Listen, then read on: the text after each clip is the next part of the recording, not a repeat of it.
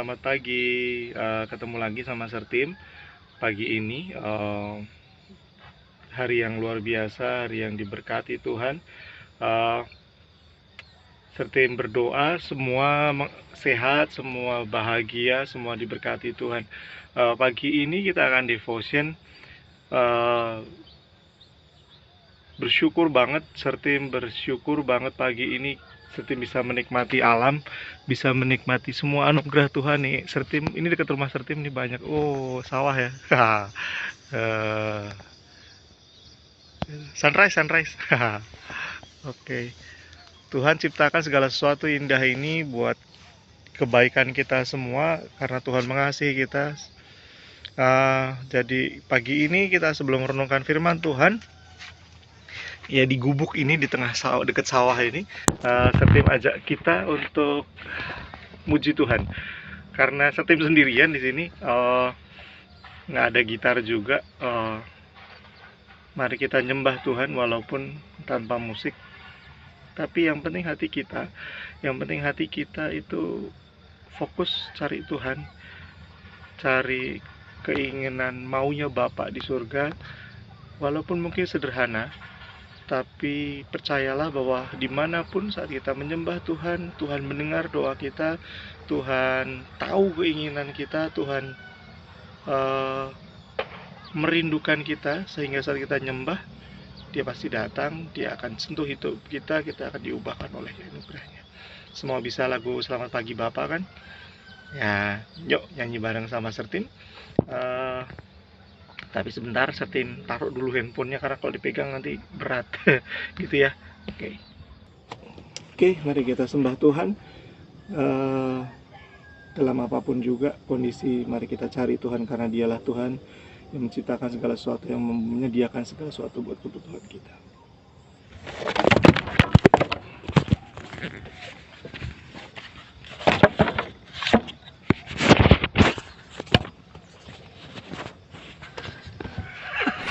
Kameranya jatuh, men.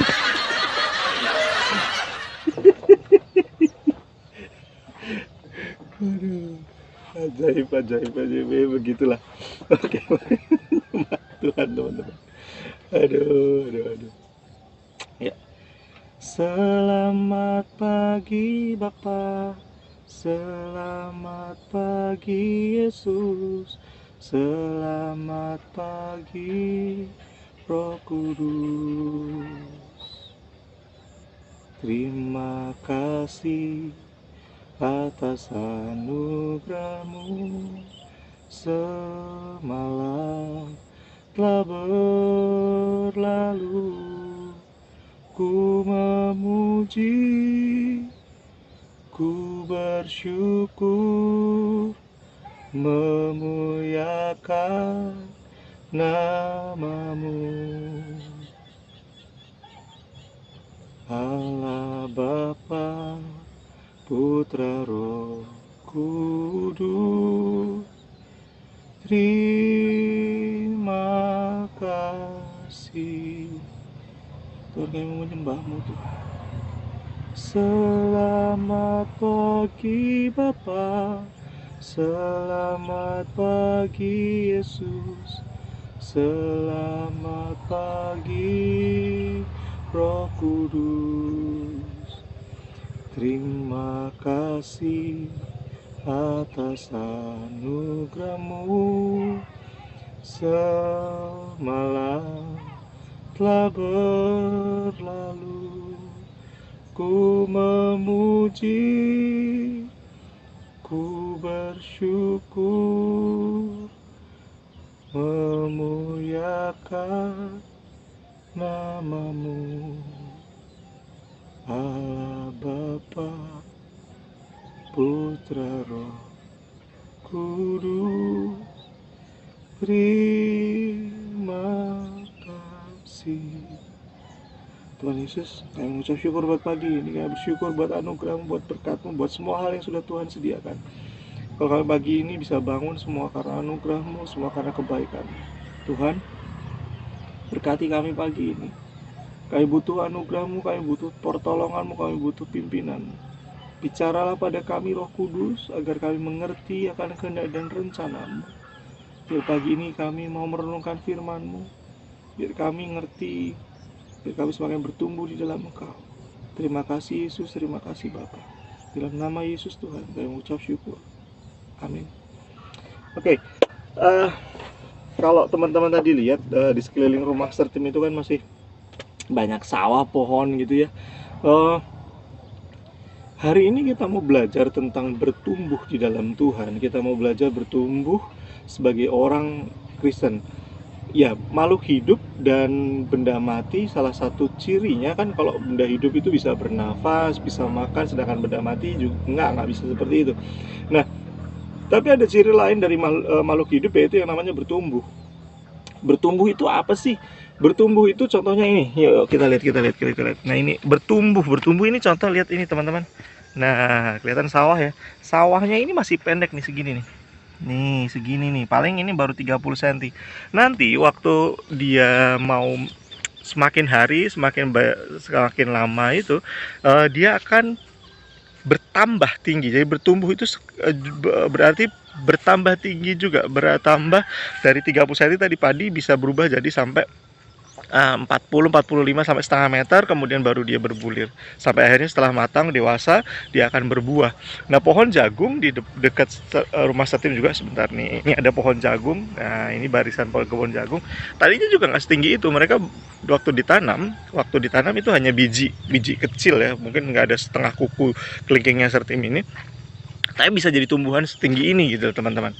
Batangnya jadi bertumbuh itu bertambah ukuran. Nah, ini sekarang pohonnya, nah ini pohon jagung kelihatan ya. Nah, Sertim tingginya 176, berarti ini pohon jagung udah hampir 2 meter nih tingginya.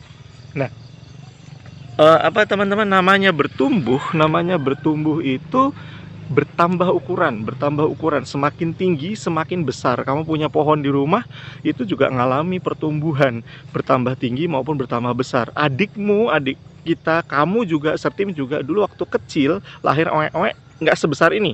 Sertim lahir nggak langsung sebesar ini. Bayangin coba kalau mamahnya Sertim melahirkan Sertim langsung sebesar ini. Wow, jebol men. Kasihan. Nah, maka dari itu secara normal, secara hukum Tuhan sudah menentukan yang namanya makhluk hidup. Backlight nggak apa-apa ya. Jadi yang namanya makhluk hidup itu ngalami pertambahan besar gitu ya. Oke. Jadi secara normal memang makhluk hidup itu bertumbuh. Nah, iman kita yang hidup itu juga pasti harus dalam tanda petik ngalami pertumbuhan. Jadi iman kita itu juga harus ngalami perubahan dari kecil jadi besar, dari pendek jadi tinggi, dari kecil jadi besar. Iman di Alkitab tertulisnya sebagai biji sesawi. Nah, biji sesawi itu awalnya kecil men, cuma apa ya, pernah lihat biji wijen?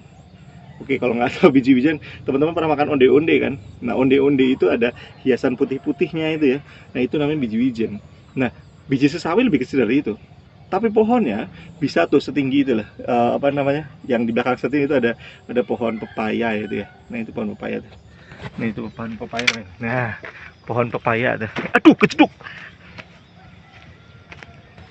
Syuting sendiri tuh susah ternyata ya, men. Ini pohon pepaya nih. Nah, ini pohon pepaya. Nah, biji sesawi tadi yang kecilnya tadi bisa lebih tinggi daripada ini. Bisa sampai 2-3 meter gitu ya. Ini sekitar 2 meter ya, 3 meter ini lah ya, sekitar gitu. Nah, dari kecil ditanam bisa tumbuh. Nah, hidup kita juga harusnya seperti itu. Iman kekristenan kita harusnya juga mengalami pertumbuhan. Jadi apapun yang terjadi dalam hidup kita, kalau salah satu, nah, jadi tadi pohon itu ya, tadi dikat ya, pas jalan nunduk nggak kelihatan gitu ya, nanti dikat ya. Nah, jadi dalam kehidupan kekristenan kita juga harus mengalami pertumbuhan. Nggak peduli kamu masih kecil, aku masih SD, aku masih masih kelas 1, aku kelas 6. Biarlah pendeta aja yang bertumbuh, biar guru-guru aja yang bertumbuh. Enggak. Sebagai anak Tuhan itu kita harus mengalami pertumbuhan. Salah satu cerita dalam Alkitab tentang Yesus adalah waktu Yesus berumur 12 tahun, dia pergi dia pergi ke bait Tuhan bersama dengan keluarganya, kemudian dia akhirnya keluarganya selesai ibadah, kemudian mau pulang kembali ke rumahnya, tapi Yesus hilang. Ternyata Yesus dalam tanda petik tidak ikut pulang, dia tinggal di bait Tuhan. Ternyata sedang diskusi sama pendeta-pendeta ke zaman itu gitu kan. Nah, dikatakan di situ, dan Yesus bertambah-tambah dalam hikmat. Nah, sama, Yesus juga usia 12 tahun, usia kalau sekarang ya sekitar anak SMP lah. Itu mengalami perubahan, mengalami pertumbuhan. Nah, mari kita sama-sama jadi Kristen yang mengalami pertumbuhan. Nah, caranya bagaimana? Caranya nggak susah kok sebetulnya. Ada tertulis di Mazmur 1. Mari kita coba buka Mazmur 1 ayat 2 dan 3, teman-teman. Yuk, kita buka semua Mazmur 1 ayat 2 dan 3. Oke, Mazmur 1 ayat 2 dan 3. Sebentar. Ini Alkitabnya pindah kemana ya? Oke,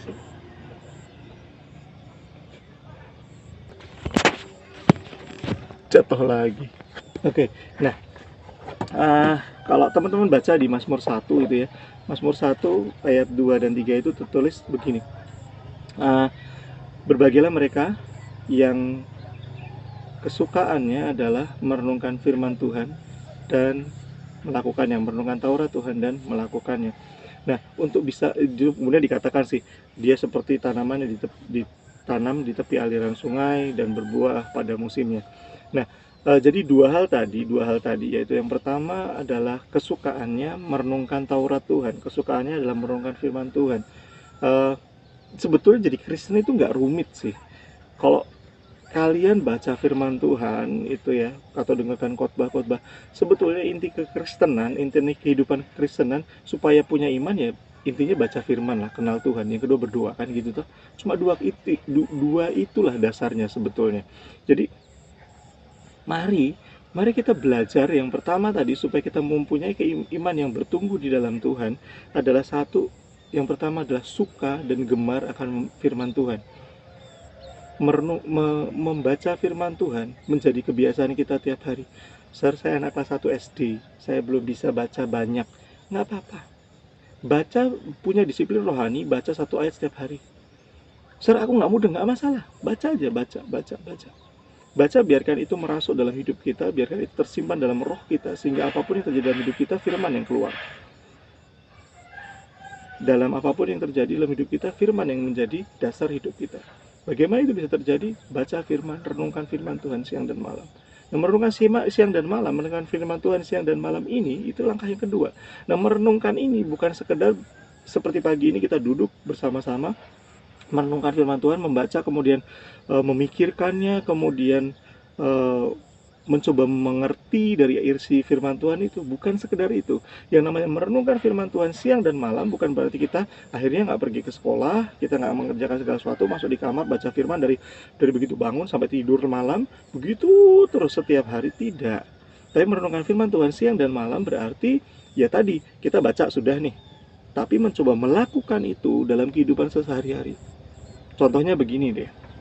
Contohnya begini. Firman Tuhan kan berkata nih, ampunilah musuhmu kan, gitu kan, ampunilah musuhmu. Nah, dalam kehidupan sehari-hari kadang-kadang kita lagi antri nih, seperti pernah ngalami nih, sedang antri di toko serba ada gitu ya, merek Mart gitu ya, Mart gitu, sensor karena bukan endorse.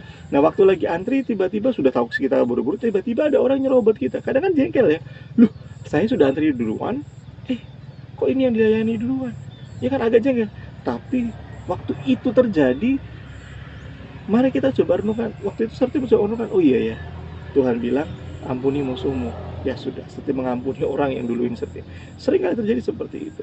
Banyak hal firman yang lainnya, misalnya firman tentang ampunilah. Oh tadi udah ampuni ya. Sekarang contoh yang lain, misalnya berilah kepada mereka gitu kan, tentang memberi.